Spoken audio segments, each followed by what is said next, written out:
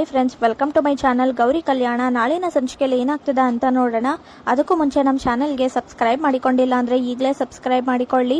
ಪಕ್ಕದಲ್ಲಿ ಕಾಣಿಸ್ರೋ ಬೆಲ್ ಐಕಾನ್ನ ಹಾಗೆ ಕ್ಲಿಕ್ ಮಾಡಿಕೊಳ್ಳಿ. ಮೋನಿಕಾ ತಾಯಿ ಆಗ್ತಿರೋದ್ರಿಂದ ಮೋನಿಕಾಗೆ ಸೀಮಂತ ಮಾಡಬೇಕು ಅಂತ, ಹಾಗೆ ಅರ್ಶನ ಕುಂಕುಮ ಬಾಗಿನ ಎಲ್ಲ ಕೊಡ್ಬೇಕು ಅಂತ ಕಾಂತಲಕ್ಷ್ಮಿ ಅನ್ಕೋತಾರೆ. ಗೌರಿ ಫೋನ್ ಮಾಡಿದ ತಕ್ಷಣ ಇದೇನಿದು ಯಾರೋ ಫೋನ್ ಮಾಡ್ತಿದಾರಲ್ಲ ಅನ್ಕೊಂಡು ಫೋನ್ ತೆಗೆದು ಮಾತಾಡಿದಾಗ, ಅಮ್ಮ ನಾನು ಗೌರಿ ಮಾತಾಡ್ತಾ ಇರೋದು, ಇದು ನನ್ನ ಫೋನು, ಇನ್ಮೇಲೆ ಏನೇ ಇದ್ರೂ ಕೂಡ ಇದಕ್ಕೆ ಫೋನ್ ಮಾಡಿ, ಹಾಗೆ ಆರಾಮಾಗಿ ಯಾವಾಗ ಬೇಕಾದ್ರೂ ನಾವು ಮಾತಾಡ್ಬೋದು ಅಮ್ಮ ಅಂತ ಗೌರಿ ಹೇಳಿದಾಗ, ಇದೇನ್ ಗೌರಿ ಇದ್ದಕ್ಕಿದ್ದಾಗೆ ಈ ಫೋನಲ್ಲಿ ಮಾಡಿದ್ಯಾ, ಯಾರ್ ಫೋನ್ ಇದು, ಅಲ್ಲ ನಿಂದು ಅಂತ ಹೇಳ್ತಿದ್ಯಾ, ಮತ್ತೆ ಹೇಳಿದ್ನ ಮರ್ತೋದ ಅಂತ ಕಾಂತಲಕ್ಷ್ಮಿ ಹೇಳಿದಾಗ, ಅದು ಏನಿಲ್ಲ ಅಮ್ಮ, ನಮ್ಮ ಅತ್ತೆನೇ ನನಗೆ ಈ ಫೋನ್ನ ಕೊಟ್ಟಿದ್ದು, ನನ್ನ ಹತ್ರ ಫೋನ್ ಇಲ್ವಲ್ಲ ಅದಕ್ಕೋಸ್ಕರ ಏನಕ್ಕಾದ್ರೂ ಬೇಕಾಗುತ್ತೆ ಅದಕ್ಕೆ ಅಂತ ಅವರೇ ತಗೊಂಡ್ ಬಂದು ಫೋನ್ ಕೊಟ್ರು.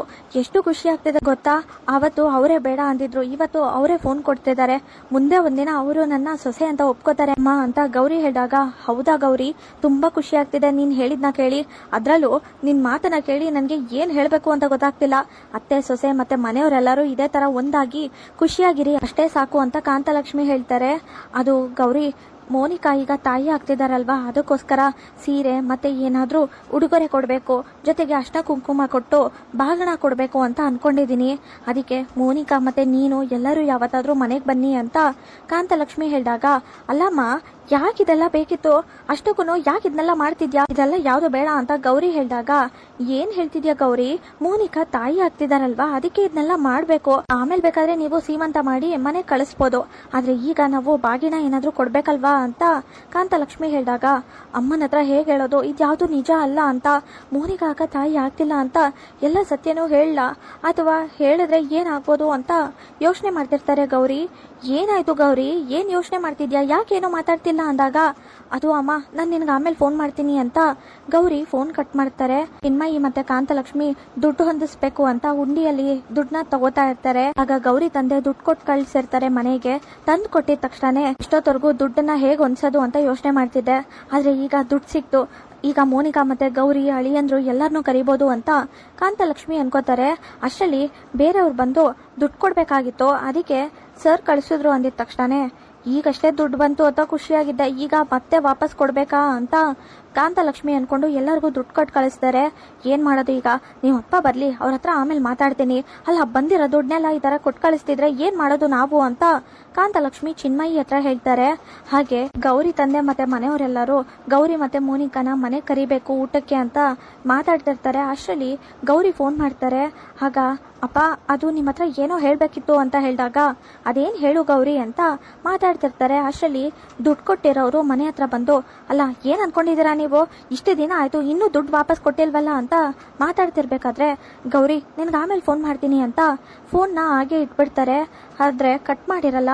ಗೌರಿ ಏನಾಯ್ತು, ಇದ್ದಕ್ಕಿದ್ದಾಗಿ ಯಾಕೆ ಈ ತರ ಹೇಳ್ತಿದ್ದಾರೆ ಅಂತ ಯೋಚನೆ ಮಾಡ್ತಿರ್ತಾರೆ. ಹಾಗೆ ಗೌರಿ ಕೇಳಿಸ್ಕೊತಾ ಇರ್ತಾರೆ, ಇನ್ನು ಎಷ್ಟು ದಿನ ಅಂತ ಸುಮ್ನೆ ಇರೋದು, ಎಷ್ಟು ತಿಂಗಳಾಗಿದೆ ಇನ್ನೂ ಕೂಡ ದುಡ್ಡು ವಾಪಸ್ ಕೊಟ್ಟಿಲ್ಲ, ಒಂದೇ ತಿಂಗಳಲ್ಲಿ ಕೊಡ್ತೀನಿ ಅಂತ ಹೇಳಿ ಈ ತರ ಮೋಸ ಮಾಡ್ತಿದ್ದೀರಾ, ಮನೆಗ್ ಬಂದ್ರೆ ಮನೇಲಿ ಇರಲ್ಲ ಅಂತ ಮಾತಾಡ್ತಿರ್ಬೇಕಾದ್ರೆ, ನೋಡಿ ಸ್ವಲ್ಪ ಸಮಯ ಕೊಡಿ ಖಂಡಿತವಾಗ್ಲೂ ಕೊಡ್ತೀನಿ ಅಂತ ಗೌರಿ ತಂದೆ ಮಾತಾಡ್ತಿರೋದನ್ನ ಕೇಳಿ, ಇದೇನಿದು, ಹಾಗಾದ್ರೆ ನನ್ನನ್ನ ಹೊರಗನ್ನ ಅವ್ರ ತರ ನೋಡ್ತಿದಾರ ನಮ್ಮ ಮನೆಯವರು, ಅಷ್ಟಕ್ಕೂ ಇದ್ರ ಬಗ್ಗೆ ನನ್ನ ಹತ್ರ ಯಾಕೆ ಹೇಳಲಿಲ್ಲ, ನಾನೇನಾದ್ರು ಸಹಾಯ ಮಾಡ್ಬೋದಾಗಿತ್ತು ಅಂತ ಯೋಚನೆ ಮಾಡ್ತಿರ್ತಾರೆ ಗೌರಿ. ಆಗ ವಿವೇಕ್ ಕರೀತಾರೆ ಗೌರಿನ. ಏನ್ ಕರ್ದಿದ್ದು ವಿವೇಕ್ ಅವ್ರೆ ಅಂತ ಹೇಳಿದಾಗ, ನಾನು ಕಬೋರ್ಡ್ ಅಲ್ಲಿ ದುಡ್ಡಿಟ್ಟಿದ್ದೀನಲ್ಲ ಅದ್ರಲ್ಲಿ ತಗೊಂಡ್ ಬಂದು 20,000 ಇರು ಕೊಡು ಅಂತ ಹೇಳ್ತಾರೆ. ಹಾಗೆ ಗೌರಿ ತಗೊಂಡ್ ಬಂದ್ ಕೊಟ್ಟಿದ ತಕ್ಷಣ ತುಂಬಾ ಖುಷಿ ಆಯ್ತು, ನನ್ನ ಮಗನ್ ಫೀಸ್ಗೆ ದುಡ್ಡು ಕೊಡ್ತೀನಿ ಅಂತ ವಿವೇಕ್ ಸರ್ ಹೇಳಿದ್ರು. ಅಷ್ಟೇ ಅಲ್ಲ, ನಮ್ಮ ಮನೇಲಿ ಕೆಲಸ ಮಾಡೋರು ಹಾಗೇನೆ ಆಫೀಸಲ್ಲಿ ಕೆಲಸ ಮಾಡೋರು ಎಲ್ಲರಿಗೂ ಅವ್ರ ಮನೆಯವ್ರಿಗೆ ಇವರೇನೆ ಫೀಸ್ ಕಟ್ಟೋದು. ನಿಜವಾಗ್ಲು ವಿವೇಕ್ ಸರ್ ತುಂಬಾ ಒಳ್ಳೆಯವರು ಅಂತ ಮಾತಾಡ್ತಿರ್ತಾರೆ. ಅದನ್ನ ಕೇಳಿ ಗೌರಿಗೆ ತುಂಬಾ ಖುಷಿ ಆಗುತ್ತೆ. ಅಲ್ಲ ಇವರು ಎಲ್ರಿಗೂ ಸಹಾಯ ಮಾಡ್ತಿದ್ದಾರೆ, ಅದೇ ತರನೇ ನಾನು ಅಪ್ಪ ಅಮ್ಮಂಗೋಸ್ಕರ ದುಡ್ಡನ್ನ ಕೇಳಿ ತಗೊಂಡ್ ಹೋಗಿ ಕೊಡ್ಬೋದಲ್ವಾ, ಇವ್ರ ಹತ್ರನೇ ದುಡ್ಡನ್ನ ತಗೋಬೋದಲ್ವಾ ಅಂತ ಯೋಚನೆ ಮಾಡ್ತಿರ್ತಾರೆ ಗೌರಿ.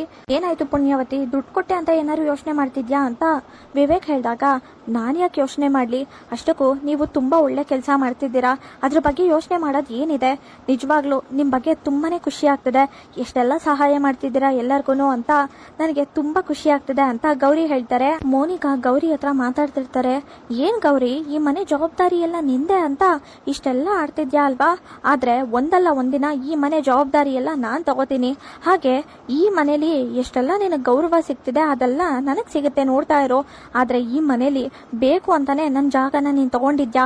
ಇವತ್ತು ನೀನು ಹೇಗೆಲ್ಲ ಇದೆಯೋ ಇದೆಲ್ಲ ನನಗೆ ಸಿಗ್ಬೇಕಾಗಿತ್ತು, ನನ್ನ ಜಾಗನ ನೀನ್ ತಗೊಂಡಿರೋದು ಅಂತ ಕೋಪ ಮಾಡ್ಕೊಂಡು ಮೋನಿಕಾ ಹೇಳಿದ ತಕ್ಷಣ ಆಗ ಗೌರಿ ಹೇಳ್ತಾರೆ, ಅಷ್ಟಕ್ಕೂ ನಾನು ಯಾವತ್ತೂ ಈ ಜಾಗ ಬೇಕು ನನಗೆ ಅಂತ ಅನ್ಕೊಂಡಿಲ್ಲ, ಈ ಮನೆ ಸೊಸೆಯಾಗಿ ಬರಬೇಕು ಅಂತಾನೂ ಅನ್ಕೊಂಡಿರ್ಲಿಲ್ಲ. ಆದ್ರೆ ನಿನ್ನಿಂದಾಗಿ ನಾನು ಈ ಮನೆ ಸೊಸೆಯಾಗಿ ಬರಬೇಕಾಗಿರೋ ಪರಿಸ್ಥಿತಿ ಬಂತು. ಆದ್ರೆ ನೀನು ಇಷ್ಟೆಲ್ಲ ನಾಟಕ ಮಾಡಿದೆ, ಮನೆಯವ್ರ ಹತ್ರ ಇಷ್ಟೆಲ್ಲ ಸತ್ಯ ಮುಚ್ಚಿಟ್ಟೆ, ಎಲ್ಲ ಆಗಿದ್ದು ನಿನ್ನಿಂದಾನೆ. ಒಂದ್ಸಲ ಯೋಚನೆ ಮಾಡಿ ನೀನು ಈ ನಿರ್ಧಾರ ಮಾಡಿರ್ಲಿಲ್ಲ, ಮದುವೆ ಮನೆ ಬಿಟ್ಟು ಹೋಗಿರ್ಲಿಲ್ಲ ಅಂದಿದ್ದಿದ್ರೆ ಇಷ್ಟೆಲ್ಲ ಆಗ್ತಾ ಇರ್ಲಿಲ್ಲ. ಆರಾಮಾಗಿ ಈ ಮನೆ ಸೊಸೆಯಾಗಿ ವಿವೇಕ್ ಅವ್ರ ಹೆಂಡತಿಯಾಗಿ ಮನೆಯವರೆಲ್ಲರೂ ತುಂಬಾ ಗೌರವ ಕೊಡ್ತಾ ಇದ್ರು, ಖುಷಿಯಾಗಿರ್ಬೋದಾಗಿತ್ತು. ಆದ್ರೆ ಈಗ ನೋಡು ಎಂತ ಪರಿಸ್ಥಿತಿ ಬಂದಿದೆ ಅಂತ. ಆಗ ಗೌರಿ ಹೇಳ್ತಾರೆ, ನನ್ನ ಪರಿಸ್ಥಿತಿಗೆ ಕಾರಣನೇ ನೀನು, ಹಾಗೆ ಈ ಮನೇಲಿ ಗೌರವ ನನಗೆ ಸಿಗ್ತಿಲ್ಲ ಅನ್ನೋದಕ್ಕೆ ಕಾರಣನೂ ನೀನೇ ಅಂತ ಕೋಪ ಮಾಡ್ಕೊಂಡು ಹೇಳಿದ ತಕ್ಷಣ ಏನಕ್ಕ ಮಾತಾಡ್ತಿದ್ಯಾ, ಅಷ್ಟಕ್ಕೂ ಇದಕ್ಕೂ ನನಗೂ ಏನು ಸಂಬಂಧ, ಏನು ಹೇಳ್ತಿದ್ಯಾ ನೀನು ಅಂತ. ಆಗ ಗೌರಿ ಹೇಳಿದಾಗ, ನನಗೇನು ಗೊತ್ತಿಲ್ಲ ಅಂತ ಅನ್ಕೊಂಡಿದ್ಯಾ, ಈ ಮನೇಲಿ ನಿನಗೆ ಮಾತ್ರ ಗೌರವ ಸಿಗಬೇಕು, ನೀನು ಮಾತ್ರನೇ ಈ ಮನೆ ಜವಾಬ್ದಾರಿ ತಗೋಬೇಕು ಅಂತ ನೀನು ಮತ್ತೆ ವಿವೇಕ್ ಇಬ್ರು ಸೇರ್ಕೊಂಡು ಮಾಡ್ತಿರೋ ನಾಟಕ ನನಗೆ ಎಲ್ಲ ಚೆನ್ನಾಗಿ ಅರ್ಥ ಆಗ್ತಿದೆ. ಅನಿಕೇತ್ಗೆ ಯಾವುದೇ ಕಾರಣಕ್ಕೂ ಯಾವ ಜವಾಬ್ದಾರಿನೂ ಸಿಗಬಾರ್ದು, ಹಾಗೆ ಆಫೀಸ್ ಕೆಲಸ ಎಲ್ಲ ವಿವೇಕೇ ಮಾಡಬೇಕು ಅಂತ ನೀವು ಈ ಥರ ಎಲ್ಲ ಮಾಡ್ತಿದ್ದೀರಾ, ನಂಗೆ ತುಂಬ ಚೆನ್ನಾಗಿ ಗೊತ್ತಿದೆ ಎಲ್ಲ ಅಂತ ಮೋನಿಕಾ ಹೇಳ್ತಾರೆ. ಸಾಕು ನಿಲ್ಸು ಮೋನಿಕಾ ಅಕ್ಕ, ನೋಡು ನೀನು ಅನ್ಕೊಂಡಿದ್ದು ಯಾವುದೂ ನಿಜ ಅಲ್ಲ, ನೀನು ಇಷ್ಟ ಬಂದಂಗೆ ಏನೇನೋ ಅನ್ಕೊಂಡ್ರೆ ಅದಕ್ಕೆ ನಾವೇನು ಮಾಡೋಕ್ಕಾಗತ್ತೆ.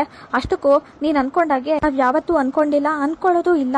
ಎಲ್ಲರೂ ಒಂದಾಗಿ ಖುಷಿಯಾಗಿರ್ಬೇಕು, ಹಾಗೆ ಯಾರಿಗೆ ಅಧಿಕಾರ ಇದೆ, ಜೊತೆಗೆ ಯಾರು ತುಂಬ ಚೆನ್ನಾಗಿ ಆಫೀಸ್ನ ನೋಡ್ಕೋತಾರೆ ಅವ್ರಿಗೆ ಮಾತ್ರ ಸಿಗಬೇಕು ಅಂತ ಈ ಮನೆಯವ್ರು ಅನ್ಕೊಂಡಿದ್ದಾರೆ.